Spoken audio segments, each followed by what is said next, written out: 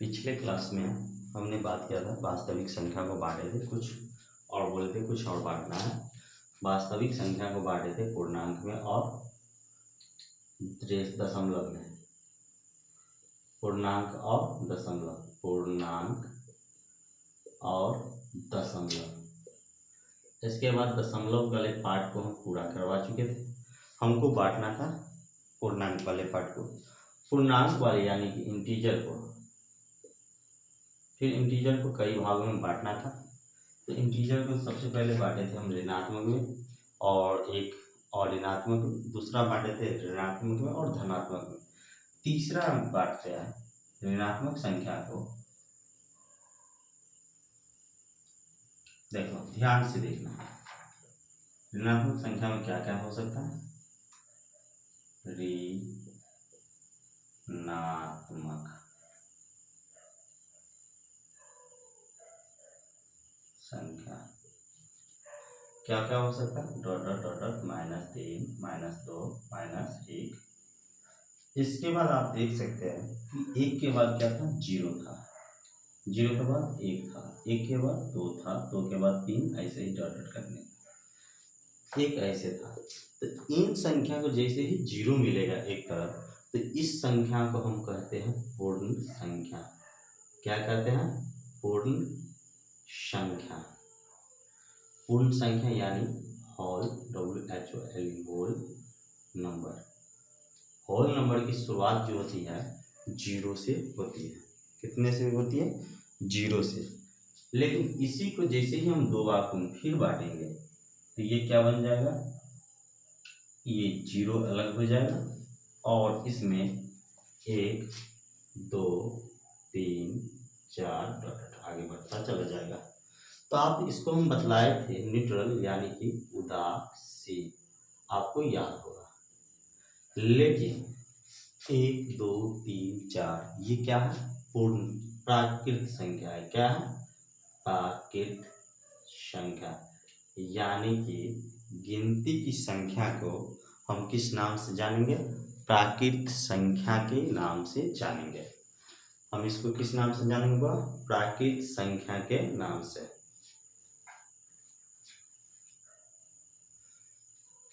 इसको हम बोलते हैं natural number, NATURAL, natural, NUMBER, natural number. आप इसको एक बार स्क्रीनशॉट ले सकते हैं। जब हम क्या करते हैं, वीडियो को पॉज करते हैं।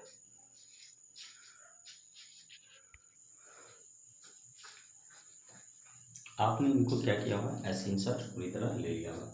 अब हम चलते हैं, इसको तो हम ऋणात्मक संख्या और पूर्णांक को हम फिर एक बार तोड़ेंगे, लेकिन पहले हम क्या करते थे, इसको तोड़ लेते हैं प्राकृतिक संख्या को, इसके बाद हम पूर्णांक को फिर तोड़ेंगे।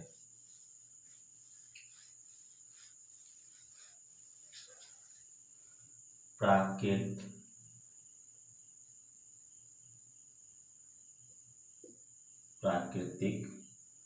संख्या, प्राकृतिक संख्या को तोड़ेंगे तो प्राकृतिक संख्या में क्या क्या है, सबसे पहले ये सोचिए। पहला हमारा एक है, क्या है, पहला हमारा एक है, फिर दो है, पहला क्या है, एक है, दो है, तीन है, चार है, इसी तरह बढ़ता जाएगा। इसको हम तोड़ेंगे तीन भागों में हम तोड़ सकते हैं। कितने भागों में तोड़ सकते हैं, तीन भागों में। पहला किसको हम रख सकते हैं, एक को, फिर इसको किसको रख सकते हैं, दो को, तीन को, पाँच को, 6 7 को, 11 को, 13 को, डॉट। इसमें हम किसको रख सकते हैं, तो 4 को रख सकते हैं, 6 को रख सकते हैं, 8 को रख सकते हैं, 9 को रख सकते हैं, 10 को रख सकते हैं, इटी से अन्य को भी रख सकते हैं। तो इसमें एक संख्या क्या हो गया, एक हो गया, एक संख्या क्या हो गया, एक। दूसरा क्या हो जाएगा, तो इसको हम बोलते हैं अभाज्य संख्या। क्या बोलते हैं, अभाज्य संख्या। और इसको हम बोलते हैं भाज्य संख्या। क्या बोलते हैं, भाज्य संख्या। इसको अभाज्य संख्या, इसको भाज्य संख्या। ये प्राकृतिक संख्या का है। चलो एक बार हम पूरा क्या करते हैं, तो फिगर पार्ट लेते हैं, होता क्या क्या है संख्या में, फिर हम इसको प्राकृतिक संख्या को और भी तोड़ेंगे। ठीक, जनरली जो होता है हम अब वो लिखने वाले हैं।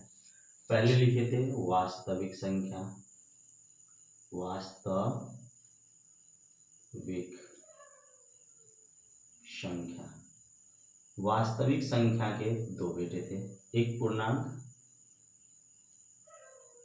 और दूसरा डेसिमल यानी दशमलव।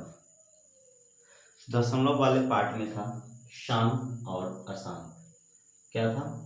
शांत और अशांत। अशांत वाले में क्या था? अशांत वाले के भी दो बेटे थे, एक था अशांत अनावर्ती और एक था अशांत आवर्ती। तो लिखेंगे एक अशांत आवर्ती और दूसरा लिखेंगे अशांत अनावर्ती। पूर्णांक, पूर्णांक को दो भागों में बांटे थे। क्या क्या था? एक परिमेय और दूसरा अपरिमेय। क्या था? एक परिमेय और दूसरा अपरिमेय। बतलाया थे कि परिमेय को P/Q होता है, जहाँ Q 0 के बराबर नहीं होता है, और ये P/Q का रूप नहीं होता है, P/Q का रूप नहीं होता है। इसके बाद हम परिमेय संख्या को क्या कहते थे? दो भागों में बांटे थे।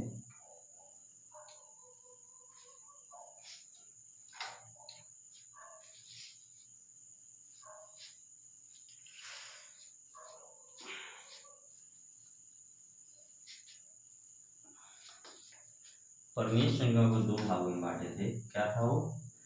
एक था ऋणात्मक, एक था धनात्मक। इसके बाद था एक शून्य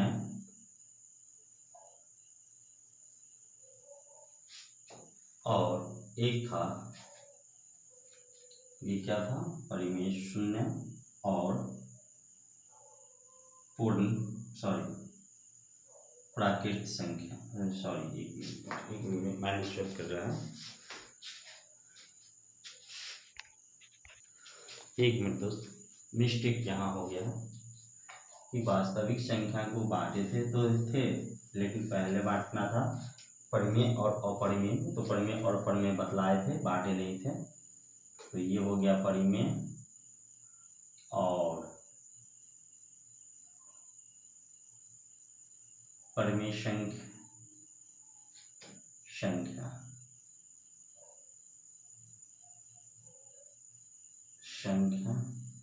और अपरिमेय संख्या, और ये बताए नहीं थे अपरिमेय संख्या। अपरिमेय संख्या का तो काम यहीं पे खत्म हो गया था। पढ़ना था हमको परिमेय संख्या। परिमेय संख्या बतलाए थे दो प्रकार के, एक बताए थे पूर्णांक और दूसरा बतलाए थे डेसिमल। दूसरा क्या था? डेसिमल। डेसिमल को बतलाए थे शांत और अशांत। शांत को शांत आवर्ती, अशांत को अशांत आवर्ती और अशांत को अनावर्ती। इसके बाद हम बात की थी पूर्णांक की। पूर्णांक के भी कितने बेटे थे? दो, एक ऋणात्मक और दूसरा अभी पढ़े हैं पूर्ण संख्या। क्या पढ़े हैं? पूर्ण संख्या। अब क्या करना था? पूर्ण संख्या में भी दो बेटे पढ़े हैं, एक था शून्य और दूसरा पढ़े थे प्राकृत संख्या, प्राकृतिक संख्या। और प्राकृतिक संख्या के बाद इसको भी अब हम आगे पढ़ेंगे। क्या पढ़ेंगे? आगे प्राकृतिक संख्या में क्या है, प्राकृतिक संख्या में क्या नहीं है। लेकिन प्राकृतिक संख्या को पढ़ने में देख लेते हैं, विषम प्राकृतिक होता है और इसमें सम प्राकृतिक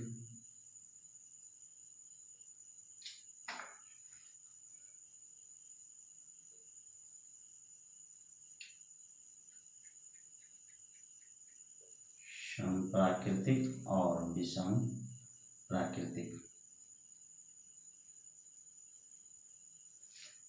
विषम प्राकृतिक 1, 3, 5, 7 डॉट डॉट और सम प्राकृतिक 2, 4, 6, 8, 10। इसके बाद हम आगे बढ़ेंगे प्राकृतिक संख्या को। तो चलिए हम चालू करते हैं। प्राकृतिक संख्या पहले पढ़ लेते हैं, फिर पढ़ेंगे हम पूर्णांक को दोबारा दूसरे लेवल पे। प्राकृत संख्या क्या पढ़ना था हमको? प्राकृत संख्या यानी कि नेचुरल नंबर।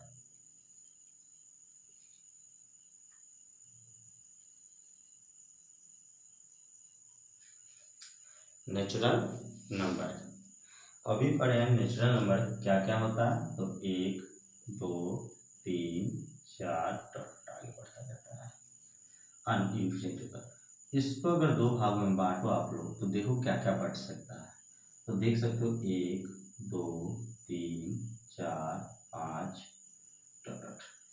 सॉरी 1, 3, 5, 7 दूसरी तरफ देखोगे तो 1 के बाद 2 नहीं है, 2 इसमें आ जाएगा, 3 है उसमें तो 4 इसमें आ जाएगा, 5 उसमें है तो 6 का आ जाएगा इसमें, 7 उसमें है तो 8 इसमें आ जाएगा। इसी प्रकार क्या हो जाएगा? बढ़ते बढ़ते चला जाएगा।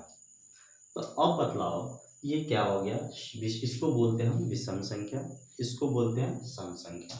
तो लिखेंगे विषम संख्या, विषम संख्या।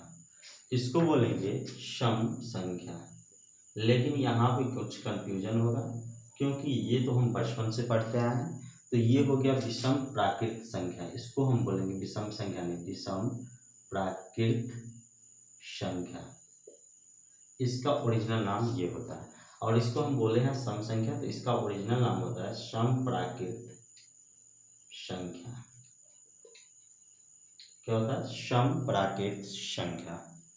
विषम संख्या जो होता है 2 से विभाजित नहीं होता, not divisible by 2, not divisible by 2। और ये जो होता है डिविजिबल बाय 2 यानी 2 से विभाज्य होने वाली संख्या, डिविजिबल बाय 2। ये होता है 2 से विभाज्य नहीं होने वाली संख्या और ये होता है 2 से विभाज्य होने वाली संख्या। अब हम बात करने वाले हैं, इनको यहीं पे खत्म करते हैं, हम चलते हैं पूर्णांक पे। लौट के पूर्णांक को हम तोड़े थे 2 भागों में। पूर्णांक को हम तोड़े थे 2 भागों में। पूर्णांक को 2 भागों में तोड़े थे। पहला क्या था? -3, -2, -1 डॉट डॉट से आया था और आगे 1, 3, 5 डॉट डॉट आगे तक गया था। दूसरा क्या था? इसमें से आप देख सकते हो 2 अंक से कटने वाली संख्या नहीं है और इसमें हम लेते हैं 2 से कटने वाली संख्या। तो देख रहे हैं कि -4, -2, 0, 2, 4, 6 ये भी क्या है? 2 से कटने वाली संख्या और ये क्या है? 2 से नहीं कटने वाली संख्या। तो ओरिजिनल में सम संख्या और विषम संख्या जो हम बोलते हैं इनको बोलते हैं। तो ये हो जाएगा विषम पूर्णांक। क्या हो जाएगा? विषम पूर्णांक। और ये हमारा क्या हो जाएगा? सम पूर्णांक। क्या हो जाएगा? सम पूर्णांक संख्या, सम पूर्णांक संख्या। और ये हो जाएगा विषम पूर्णांक संख्या।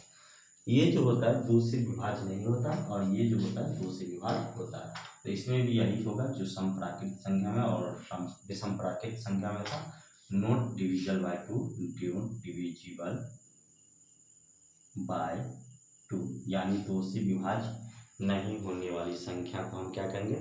विषम पूर्णांक संख्या या विषम संख्या।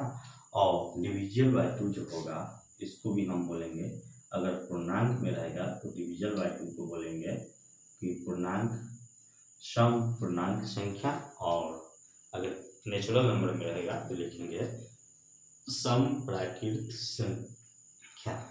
ठीक, इसके बाद आपको सारा कंफ्यूजन दूर हो जाना चाहिए। इनका जो होता है इसका मान होता है 2n+-1, ये फॉर्म होता है।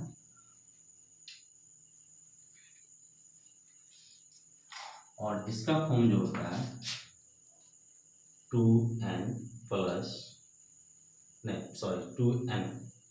इसका फॉर्म जो होता है 2n होता है, और इसका फॉर्म होता है 2n+-1 के फॉर्म में होता है।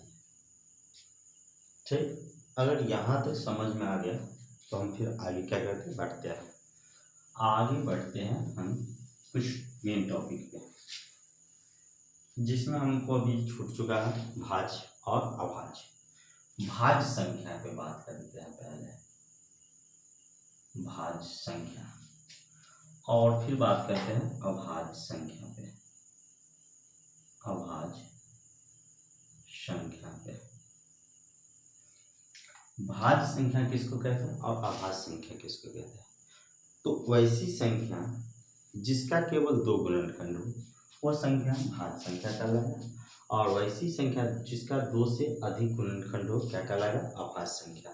जैसे आप देख सकते हैं 2 को 1 भी काटता है और 2 भी काटता है, तो 1 और 2 गुणनखंड हो गया, तो ये 2 क्या हो जाएगा, अभाज्य संख्या। जैसे 3 को 1 भी काटता है और 3 भी काटता है, तो ये क्या हो गया, भाज्य संख्या, अभाज्य संख्या। लेकिन यहीं पे अगर देखा जाए, यहाँ पे 4 देखो, इसको कौन कौन काटता है, 1 भी काटता है, 2 भी काटता है और 4 भी काटता है, तो इनका गुणनखंड कै गो हो गया, तो 3 गो हो गया। 2 से अधिक गुणनखंड हो गया, यानी कि 2 से अधिक संख्याओं से ये पूरा पूरा कट रहा है, तो ये हमारा हो जाएगा भाज्य संख्या। जो 2 से जिनका 2 से अधिक गुणनखंड होगा वो भाज्य संख्या कहलाएगा। जिनका 2 से गुणनखंड होगा, याद कहें कि वह संख्या जो एक और खुद के अलावा किसी से न कटे उसको अभाज्य संख्या कहेंगे, और वे संख्या जो एक और खुद के अलावा किसी और से भी कटे तो उसको हम बोलेंगे भाज्य संख्या। इसके बाद कुछ टॉपिक पर हम बात करते हैं कि अपरिमेय और अपरिमेय का योग कितना होगा, परिमेय और अपरिमेय का योग क्या होगा, अपरिमेय और अपरिमेय का योग क्या होगा, सभी हम बात करते हैं। फिर हम आगे बढ़ेंगे लॉस ऑफ मसल लीवर।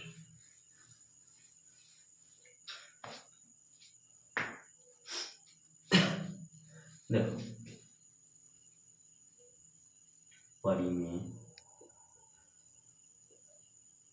परिमेय को हम क्या लिखेंगे, आर लिखेंगे, ध्यान देना, और नहीं तो जाने दो, परिमेय और अपरिमेय और अपरिमेय, नहीं तो पहले परिमेय और परिमेय देख लो।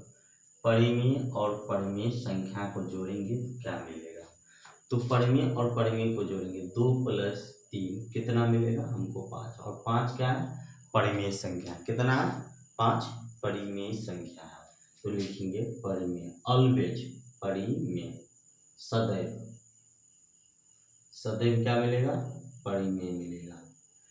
लेकिन वही परिमेय और अपरिमेय, परिमेय और अपरिमेय को जोड़ेंगे, अपरिमेय को जोड़ेंगे तो हमको क्या मिलेगा, ध्यान देना है, परिमेय 2 है, अपरिमेय √2 है, और जोड़ेंगे तो क्या मिलेगा, 2 + √2, और ये 2 + √2 क्या है, अपरिमेय है, तो लिखेंगे अपरिमेय, क्या लिखेंगे, अपरिमेय,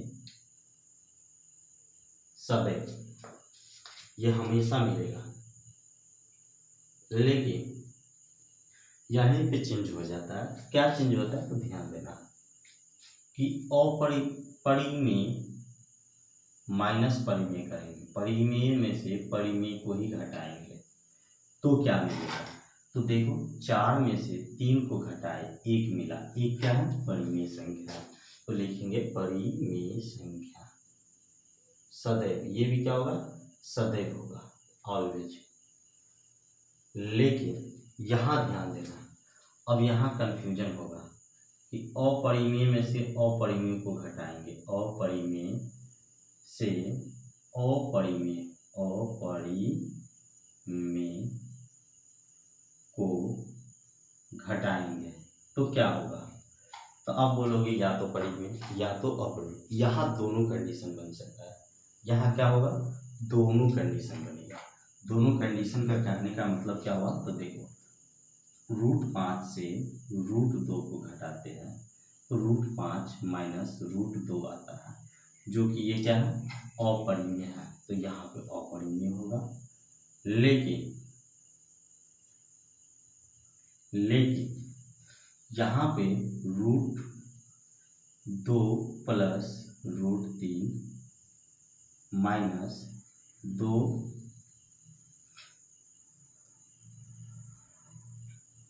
5 माइनस √3 को घटाएंगे तो ये भी अपरिमेय है और ये भी क्या है? अपरिमेय है। सॉरी, ये देखो, ये भी अपरिमेय है और ये भी क्या है? अपरिमेय है। लेकिन √3 से √3 क्या हो रहा है? कट रहा है। तो बचेगा 5 में से 3, 2 में से 5 घटेगा तो -3, और -3 क्या है हमारा? परिमेय है। क्या है? परिमेय है। तो यहाँ दोनों कंडीशन देखने को मिल रहा है। यहाँ अपरिमेय में से अपरिमेय को घटा तो अपरिमेय भी होगा और परिमेय भी होगा।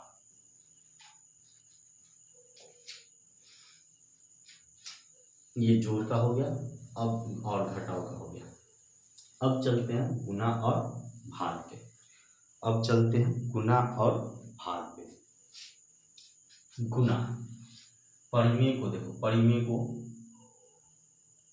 R से और अपरिमेय को IR से हम सूचित करते हैं कुछ देर के लिए। तो देखो, परिमेय को R से सूचित किए और अपरिमेय को IR से, तो R गुना R क्या होगा? तो 5 गुना 3 क्या होगा दोस्त? 15, और 15 क्या है? परिमेय है। क्या है? परिमेय। परिमेय को हम R लिखते हैं। ठीक, ऑलवेज, ये क्या होगा? ऑलवेज, ऑलवेज यानी कि सदैव, हमेशा। लेकिन इरेशनल को इरेशनल से करेंगे तो क्या होगा? तो यहाँ दो कंडीशन निकलेगा। यहाँ क्या निकलेगा? दो कंडीशन क्या क्या होगा? सो देखो, इरेशनल को इरेशनल से, √3 को √27 से करेंगे तो कितना होगा? तो देखो, 27 या कितना होता है? 81। 81 को बाहर करेंगे तो हो जाएगा 9। कितना हो जाएगा? 81, ये 9, और 9 क्या है?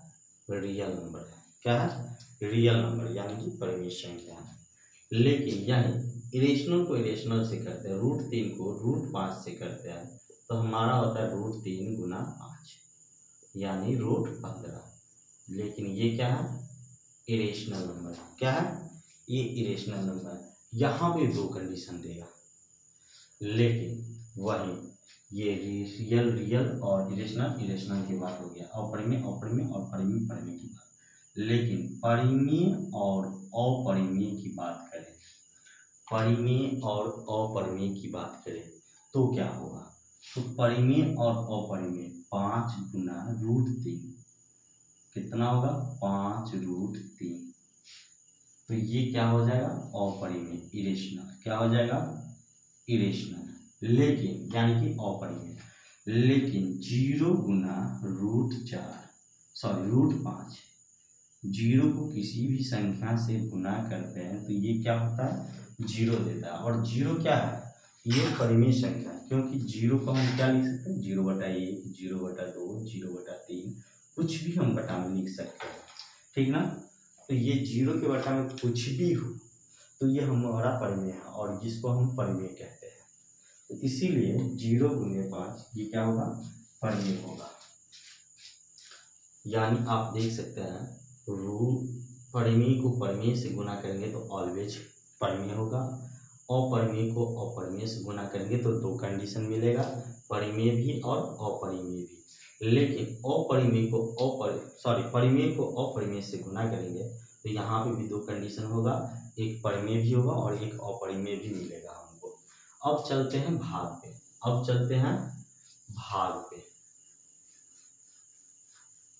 भाग ध्यान देना, ये भी बहुत फंसाने वाला चीज है।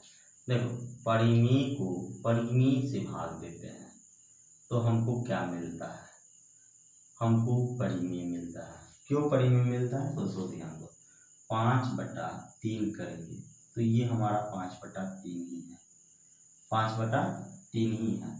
और ये 5/3 परिमेय को परिमेय से भाग देंगे तो परिमेय मिलेगा, क्योंकि 5 में 3 से भाग देने पर हमको मिलता है 5/3, जो कि ये P और ये Q का फॉर्म है, P/Q का फॉर्म है। क्या है? P/Q का फॉर्म है। और ये P/Q क्या होता है?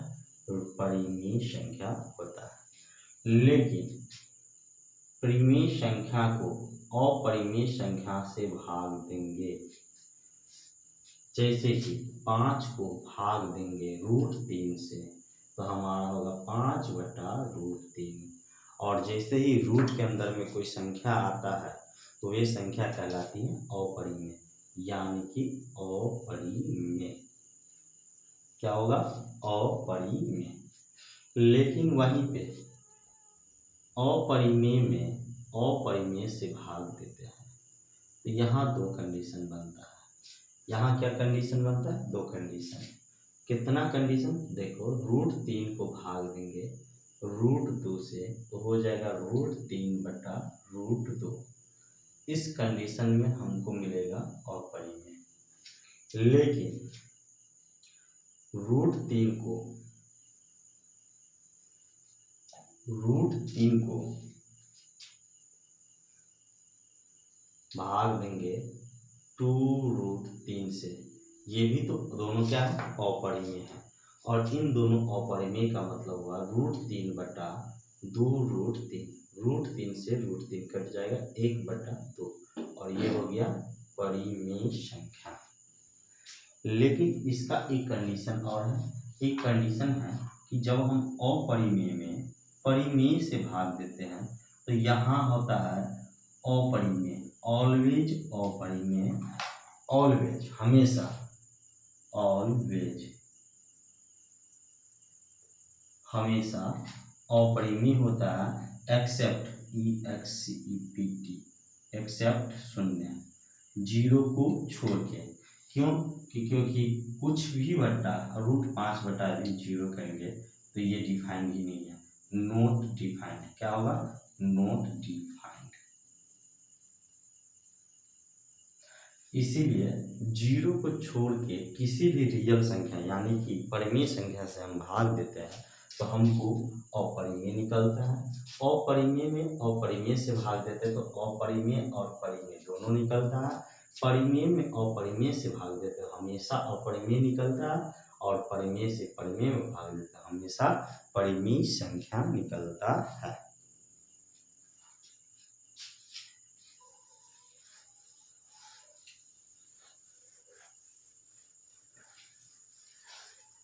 चलो दोस्तों, अगर हमारा वीडियो आपको अच्छा लगा हो तो हमारे वीडियो को लाइक कीजिए, कमेंट कीजिए और अपने दोस्तों से साथियों के साथ शेयर कीजिए।